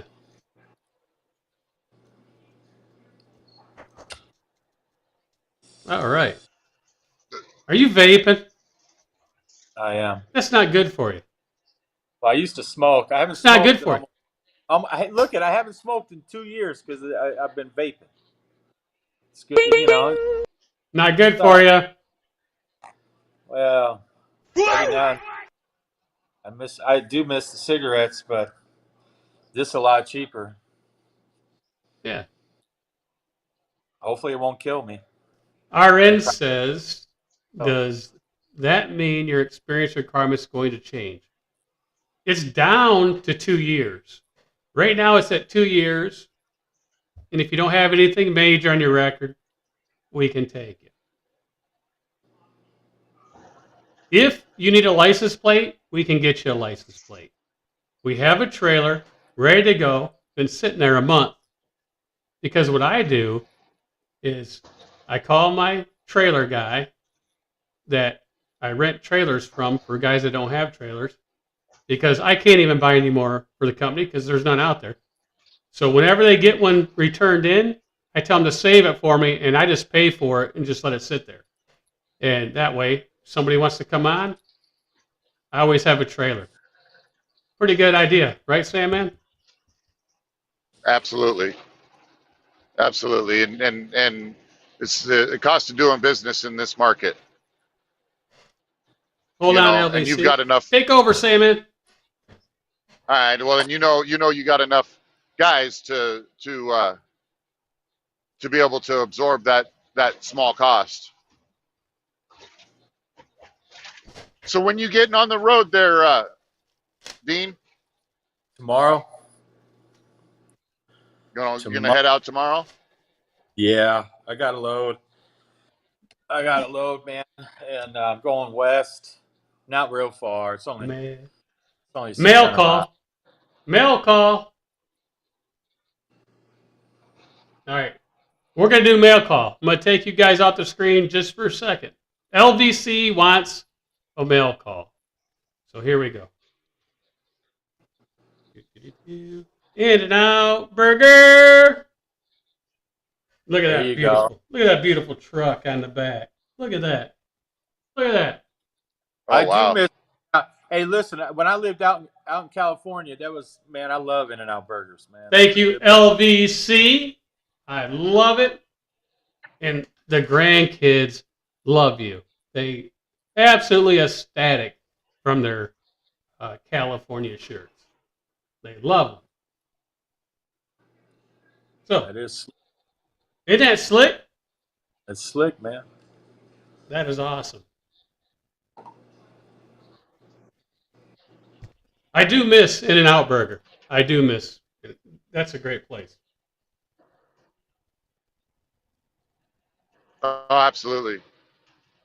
Well, I know I'm dark. Want me to lighten it up? Every region Hey, has their special little burger place, man. So Texas has In-N-Out burgers also. Texas? Does Texas? Do they have In-N-Out burgers? I don't know. Do Or they? the rest? So my daughters told me they did. I don't know. It's always been like more of a West Coast California thing, but they might be in Texas. Yeah, I don't know. I don't know. That's like, what was that other one out in California? Farmer Boys? Oh, that place is horrible. Oh. Uh, Oh, is yeah. Then you had- maybe White Castle. Yeah, then you got Farmer Whataburger. Bro- Is it Farmer Brothers? Yeah, Whataburger. Yeah. Yeah, it's Farmer Brothers, Farmer Boys, something like that. Yeah, something like that. Yeah. Because they had hamburgers and Mexican food, right? Yep, and breakfast. Too. Yeah, They had and breakfast. Yep. Because there used to be one in Mariloma. If you go south of the truck stop, down there on the right of the TA, they had one down there. Yeah. Yeah. Remember when those TAs? One was a 76, and then the other one was. Oh yeah. Yeah. Long time ago. Long time ago. That was before the mall was even built. It was before the mall was, but there was nothing over there. There was nothing. It's just desert. Nothing there. Nothing. And Nothing. then the one on 10, before, when you came in, that was a 76 there before you got over Ontario. Remember that? That was a 76, the orange ball there. Yep. The green stamp, baby. Man, that was a long time. Remember the green stamps? Remember?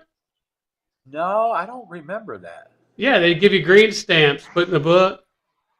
Oh, yeah. For the rewards. Yeah. I remember. Yep. Yeah, remember when the Flying J used to give you a printout for shower coupons and everything? Oh, yeah. Well, you use your fuel receipt. Well, they had a printout, though, out of it saying good for one shower or whatever. Yeah, I think so. I remember when showers were, I don't know, most places were $2-3. I think Pilot, Flying J were $5, and then you gave a $5 key deposit, or you had to give your keys as a deposit. You know what I mean? Towel deposit. Do you remember how crazy it was to go to California back in the day in the 90s? You had to stop in Arizona before you got into California and buy one of them green trailer permits, fill it out and stick it in your little box on your trailer for a 3-day permit. Remember that? It was $5. I never had to do that. Yeah, we had to buy trailer permits every time we went there. Wow.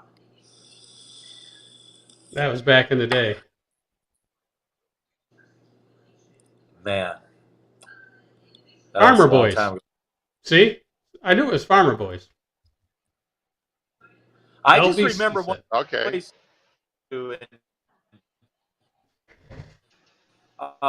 I still can't remember the name of the place, but it was down in Ontario. I'll never forget it. And man, I was a rookie, man, and the docks were so tight. They had drivers. I mean, and all you were doing, it was a 45, but then you could kind of straight line in, but you couldn't even open up your door to get out. I mean, I don't know. I can't remember. I want to say it was Nestle, but I can't remember. But that was a long, long time. I was driving a cab over then. It was still tight. Here it is. Farmer Boys, right here. Remember those? That's it. Right there? Right there? Those, I can't. I put In-N-Out every time. Not Farmer Boys. You need a bathroom. If you go there, you need a bathroom right away. Menu. Farm fresh breakfast, burgers, salads, sandwiches, all that good stuff.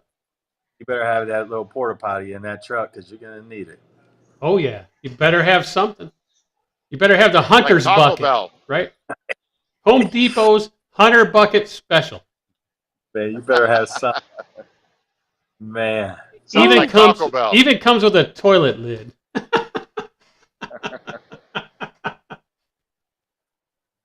Hey, Taco Bell, no joke either. Taco Bell, that is some foul stuff, man. Oh, yeah. Oh, yeah. It'll put you on the porcelain. No problem. Oh, for sure. For sure. For sure. LVC, where are you, brother? I know you're at home. Get in here with your mask on. Let's see and tell us some good stuff. Put your comedy to work. That'd be a superstar out here, would it not, Dean? What's that? Have an LVC live with his mask on and do a parody skit for us. Oh yeah, Yeah. I used to watch them. I haven't. I don't watch much YouTube anymore. I don't have time. Well, look at your desk. You don't have time to even do your paperwork. No, that's just been since I got home, to be honest with you. I remember that, DJ Bowman. I remember that. Dean's been home for a month. Come on. I remember that guy hand painting. He needs. You guys remember that guy had his trailer in the corner of the TA in Ontario, and he would do airbrushing and everything on your trucks? Yeah.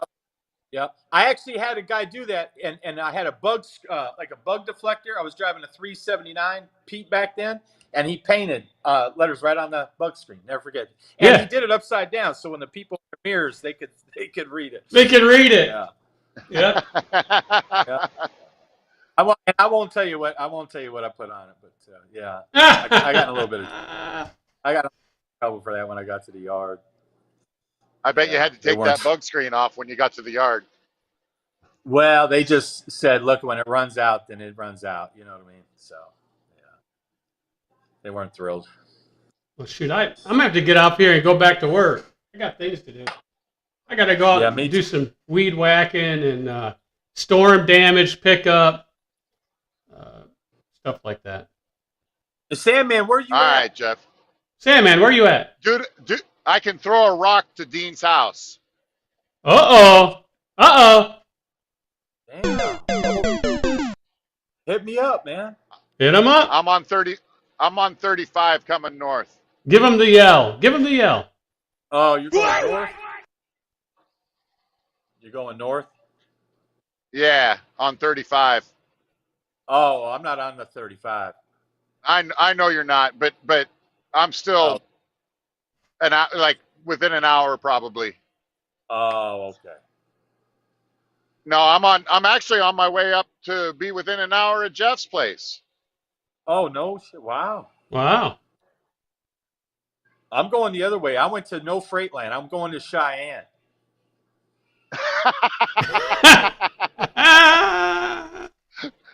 True story.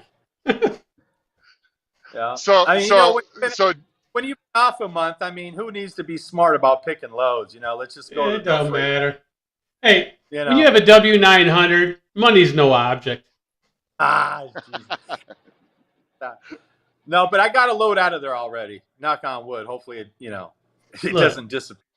Look, when your better half is looking at, a Lexus for a ring, price of a Lexus is a ring. Money's no object. $62,000 ring. Oh, I mean,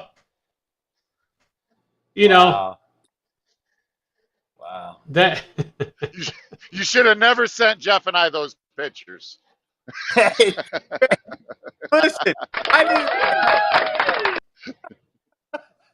I just sent you a picture of the picture he had sent me, as a joke, and then it turned into, this $100,000 ring stuff. Yeah, yeah. The dean says this is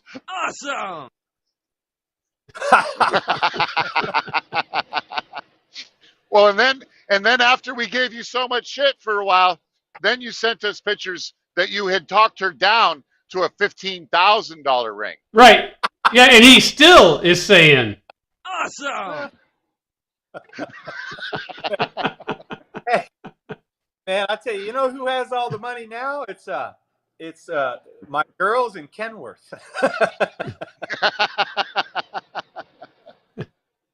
I was gonna say something, but I'm not gonna. That was a perfect time to throw a one-liner out there. I'll keep it to myself. Yeah, it's probably best. I have no idea what it is, but I'm not gonna say nothing. but yeah, I got to go to work, guys. Awesome! All right. All right. Jeff, you have a great day. Good talking to you guys both. Yeah, same here, man. Goodbye, YouTube. I should go out and You guys buy all the. have a great day. Don't miss your turn, Sam, man. Don't miss your turn today. What's Almond I already Chimera did. saying? Jeff, do you require the corporate Kool-Aid features in their trucks? What are you talking about? What corporate Kool-Aid features? If you're talking about Probably talking about mitigation, collision mitigation. no, we use a Samsara ELD and forward-facing camera only, not rear-facing. And the way we look at it, if the driver, owner operator doesn't want a dash cam in his truck, then he doesn't need to be over here. We don't care if you have the crash mitigation system in your truck. No, we don't care about none about that. We don't care about governed trucks. The only requirement is you got to use our Samsara with the forward-facing dash cam, and that's to protect us and the driver in case somebody cuts in front of them, causes an accident, and so forth. And Hey, Dean, did you see DJ Bollard Trucking's comment to you? He says, oh yeah, he says, No, I didn't see yeah, it. yeah. Here you go. Let me put it on the screen. Because All right, put it on the screen. my granddaughter can afford these, Dean. She buys these all the time. Hey, listen. Look, Remember, Rob, we were Look. all on the phone one day, and I said, "Hell, I could just go one of those little quarter machines if they still have it, and just get find out what flavor she likes." That's what DJ Roland says. He put says, a ring pop on DJ. it. DJ's a smart man. I'll tell you right now. He's smart. I'll tell you. Come on, man. DJ, See, hey, sing it, Dean. DJ Bolin says, "Put a ring pop on it, baby." Hey, I told you. This YouTube, man, every time I come on, it's, Ring get pop. married. Put a ring on. And look, when she gets frustrated, it'd be like the Godfather, right? She'll be like the Godfather, hold her hand out with a ring on it. You'll kiss the ring, and you kiss it too much, the ring pop's gone. You just buy her another one, another ring pop. So we could tell how many times you get in trouble by how far down the ring pop is. Well, I was going to say that. Getting a lot of trouble talking about that. Yeah. Yeah. See, we would know how bad you were in the doghouse, depending on the height of the ring pop. Man, listen. If the amount of the ring is determined by how many times I'm in the doghouse, oh man, I will be broke. I guarantee Look, you need a fleet of W900s to sell. Oh my God, man, I've been home so long. She's like, "When are you leaving?" Look, DJ Bolin, you should put an "and" instead of an "or." He's so far in the doghouse, he'd have to buy both flavors. Yeah, right? Listen, I just go to Costco, man. Buy it by the bulk. Buy a box. That's right. Yeah, I like that guy, DJ, man. It's slick, It's Hey, listen, I had talked about that before, so he obviously is a smart guy. He's obviously got stock in ring pops. Oh man, I need to. He'll get rich just off of the Dean. Right. Yeah. You know, Sam, man, I got rid of that smash visor I had, and I went back to the stock one. Not to switch gears or nothing, but All right. Smash visor. Oh, the one you can't see out of? The one you can't see out of? Yeah, I got rid of it. I'm on the side of the road pulling up, standing on the tire so the windshield or so the wipers don't hit my visor. And Sandman's sitting there, pull harder, pull hard. I said, man, if I pull any harder and this thing snaps, I'm going to get rammed. The Dean's Trap. There it is. Let's see. There it is. Engagement, wedding, birthday, Valentine's, and Mother's Day. It's a hey, LVC, he's a smart guy too. He knows. He is. This is what I keep telling him, little Viking coach. I say, now listen, Rich and Sandman, why do you guys want me in your fraternity? I have a smile on my face. I'm happy, and Yeah, he sings along. He's always in the mix. Yeah.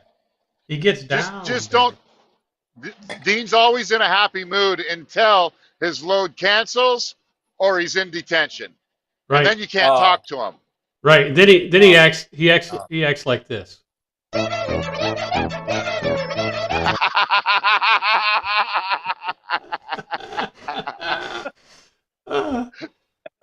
Yeah, anytime Dean gets frustrated with trucking and he calls Sandman or me up, we gotta walk him off the edge.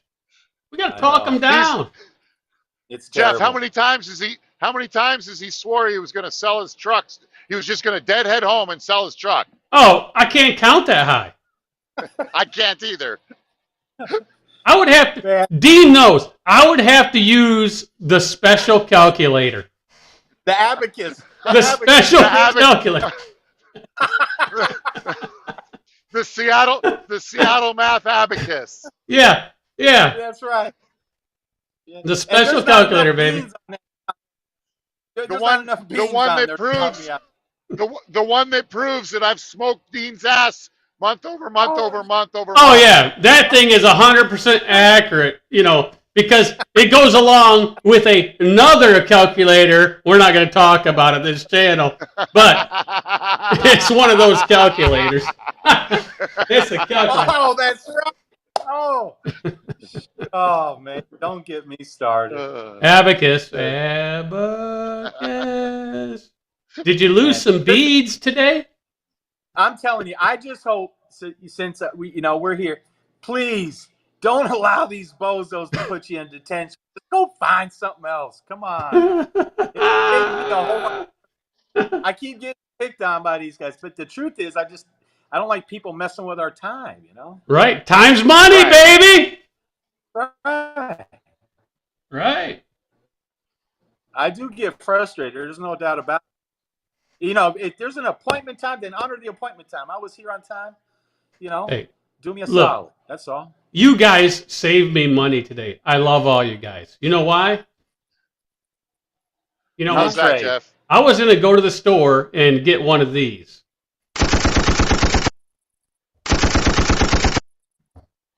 One of those new tools. Yes, I was going to get a new tool. Wow. And well, did you get permission? Oh, yeah. I can buy as many of those as I want. Yeah. Yeah. Oh, yeah. Well, I'm going to go look at some rings, fellas. See, you're looking at rings? Is that what you said? I said I'm going to go look at some rings. And I'm going to look at this right here. A black ring. Not ring. A rain. Black rain. Yeah. Made in Missouri. Now that's That'll make it rain. Let it rain. Yeah, that- Says it right there. Let it rain, baby. Let it rain. That's what I was going to go pick up. You know, you need at least 3 or 4. At least. Yeah. All right, do Jeff, you I'm have any gonna jump reefer off drivers, Jeff? If not, will you ever have a reefer driver? Almond Chimera 80. If you have a reefer trailer, come on over and you'll be my first reefer driver. How is that? Damn. Reefer contractor. How is that? Not if Mexico has their way. They filed suit in Massachusetts to sue gun manufacturers or something like that. Let it rain, let it rain. Oh. All right, Jeff. You have a great day. Dean, good talking to you guys. Dean, wake up, Dean. On YouTube. It's time to day. buy the ring pop, baby. Ring pop. Wait, I'm gonna just get cherry and grape. Cherry and grape. DJ Bolin told you to. That's right. No, that's my detention music. Right there, yeah.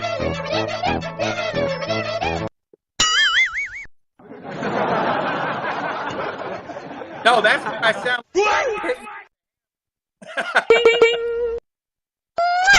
We'll give you it all, Dean. We'll give you it all. Awesome. Well, I'm getting ready to go back. What, Dean? What, Dean? You're making me feel right at home. I'm getting ready to go back out tomorrow. So. All right. Well, go to Costco, get a box of ring pops, hand her the whole case. Get the rainbow flavor. How do you think that'll go over? How do you think that's going to go over though for me? You could be Probably single. not well. You could be single. All right. You All have right, the Jeff, whole we'll see you, screen, man. baby. You have the whole screen.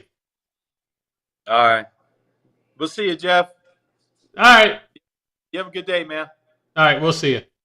All right, man. Thanks for watching, everybody. Marathon session over. We're out of here. Out of here.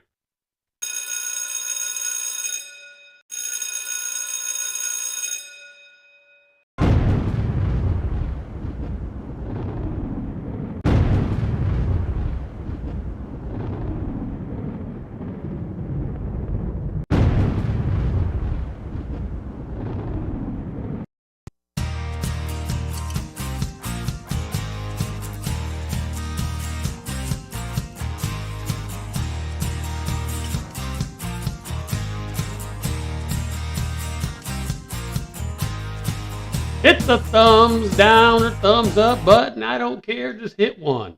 On your way out, hit it. Hey, live large. Hit it. Hit the thumbs up or thumbs down. Go ahead. Don't be afraid. Pull the trigger. Hit it.